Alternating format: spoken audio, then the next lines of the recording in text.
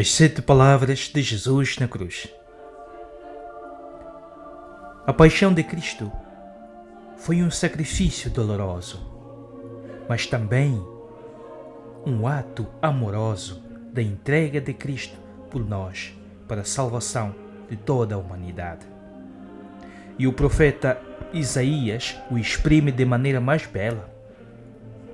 Foi maltratado, mas humilhou-se e não abriu a boca, como um cordeiro que é levado ao matadouro, como uma ovelha emudecida nas mãos do tosqueador.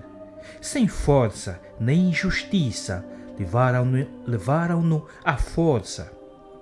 Foi contado entre os pecadores, tomando sobre si os pecados de muitos, sofreu pelos culpados.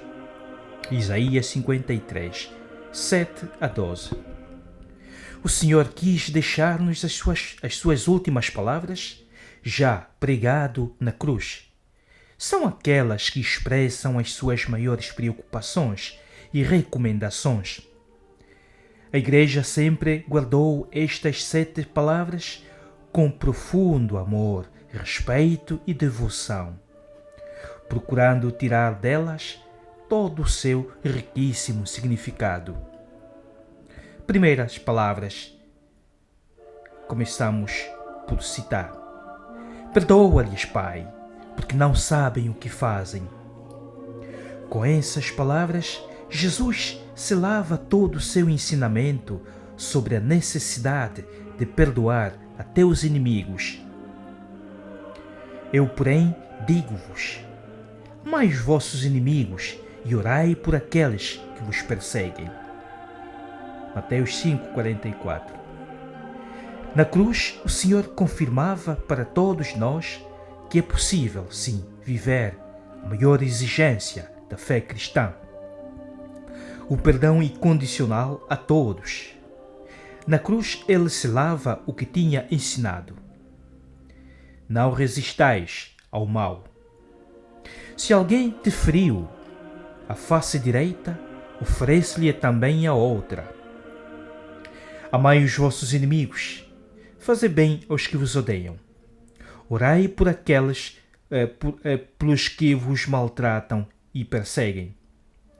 Fazendo assim, tornar-vos-eis filhos do vosso Pai que está no céu, pois Ele faz com que o sol se levante sobre bons e maus e faz cair a chuva sobre os justos e os pecadores.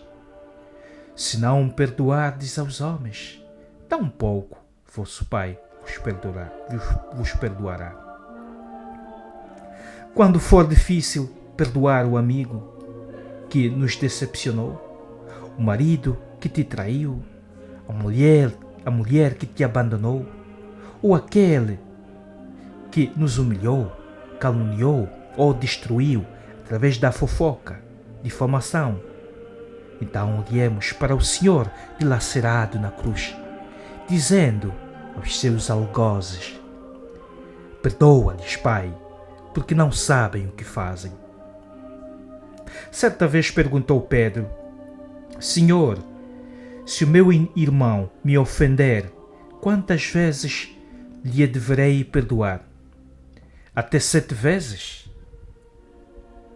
Ao que Jesus respondeu: não te digo até 7 vezes, mas até 70 vezes 7.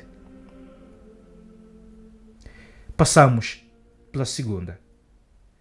Hoje mesmo estarás comigo no paraíso. Lucas 23, 43. Com essas palavras de perdão e amor ao bom ladrão, Jesus mostra-nos o oceano ilimitado da misericórdia de Deus. Bastou Dimas confiar no coração misericordioso do Senhor para ter-lhe abertas de imediato as portas do céu.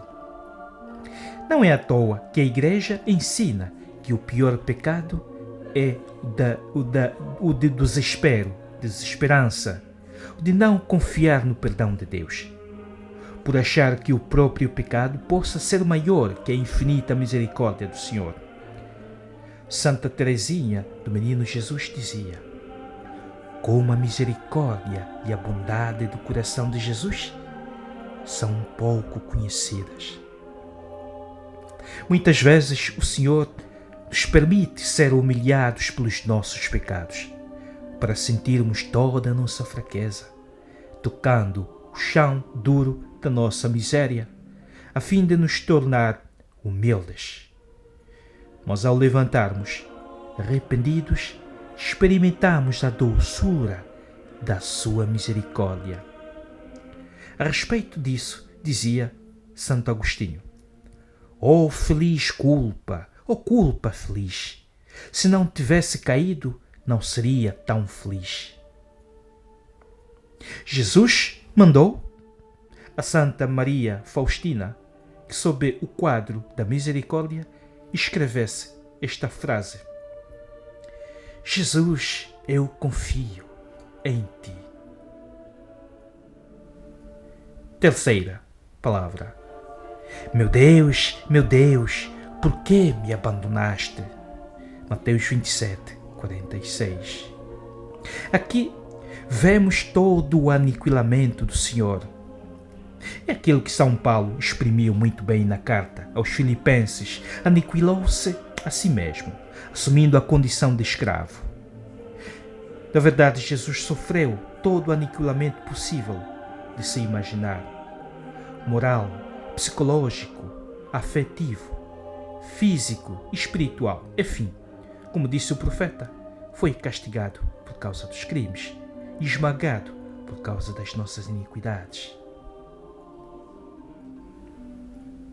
Depois de tudo isto, ninguém tem mais o direito de duvidar do amor de Deus.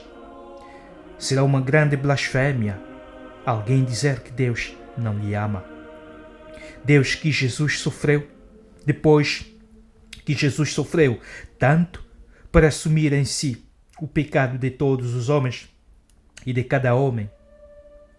São Paulo diz na segunda carta aos Coríntios: ele morreu por todos, a fim de que os que vivem não vivam mais para si mesmos, mas para aquele que por eles morreu e ressuscitou. Cristo remiu-nos da maldição da lei, fazendo-se por nós maldição, pois está escrito: maldito todo aquele que é suspenso do madeiro. Quarta palavra: mulher, eis o teu filho, és tua mãe. João 19, 26. Tendo-se entregado totalmente pela nossa salvação, já prestes a morrer, Jesus ainda nos quis deixar o que ele tinha de mais precioso nesta vida: a sua querida mãe. E como Jesus confiava nela, a tal ponto de crê-la para nossa mãe também. Todos aqueles que se esquecem de Maria, ou pior ainda, a rejeitam, esquecem e rejeitam também a Jesus, pois negam receber de suas mãos na hora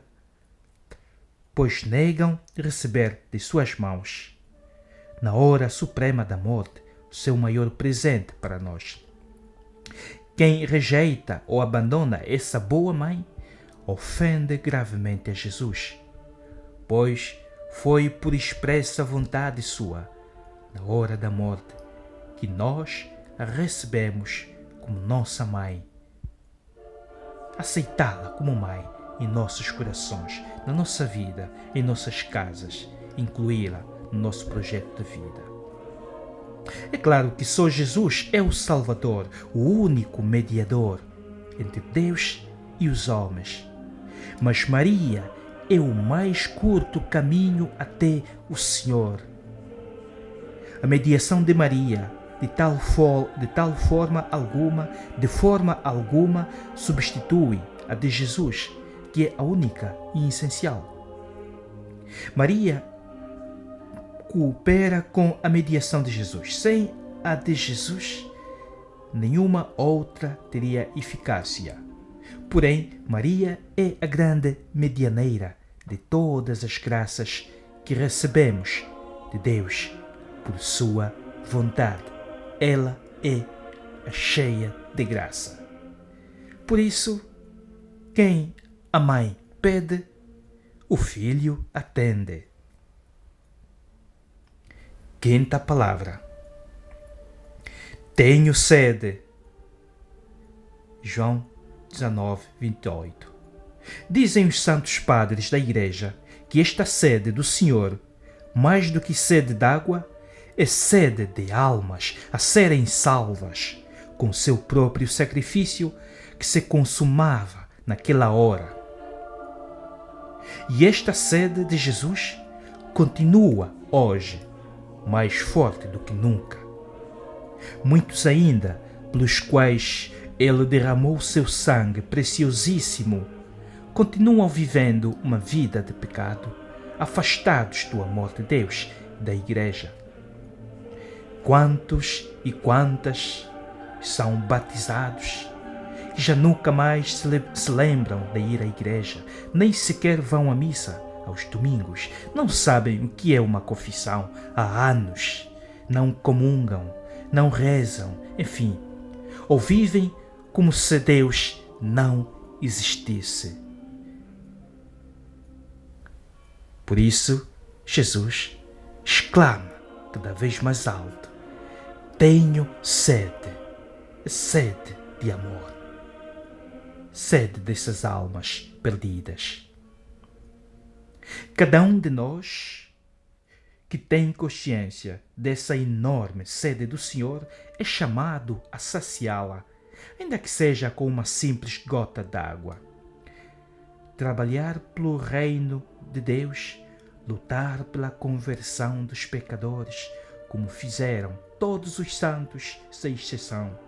Esforçar-se para saciar esta sede imensa do Senhor.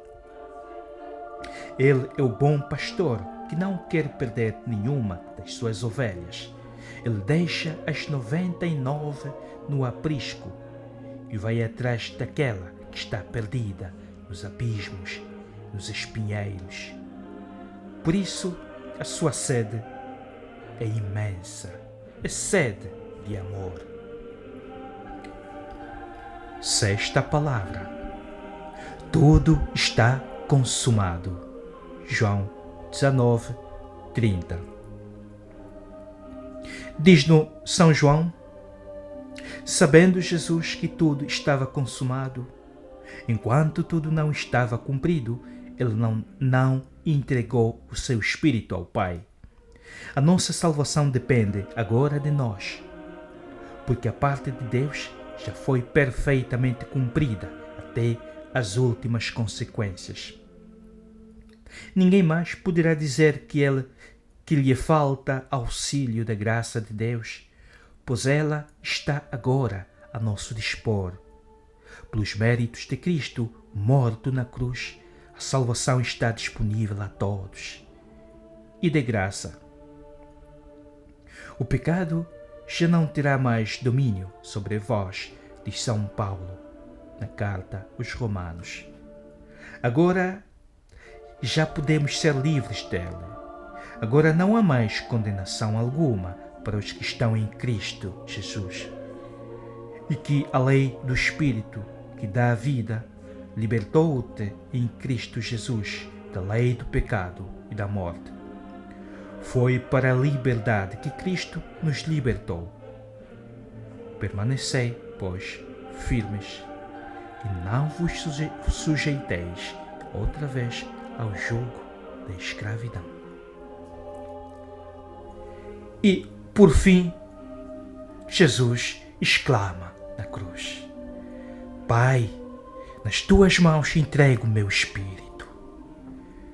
Lucas 23, 46. Confiando plenamente no Pai, Jesus volta para aquele que tanto amava. É o seu destino, o coração do Pai. E é o nosso destino também.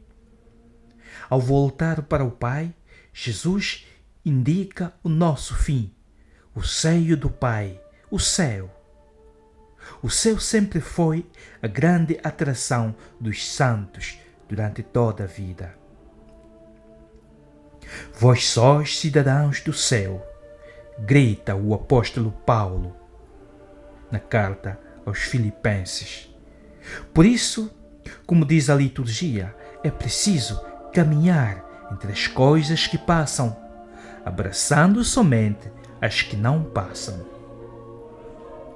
Jesus pôde entregar o Espírito nas mãos do Pai com toda a confiança, porque não se apegou a nada neste mundo, mas somente ao próprio Pai e ao zelo de fazer a sua vontade.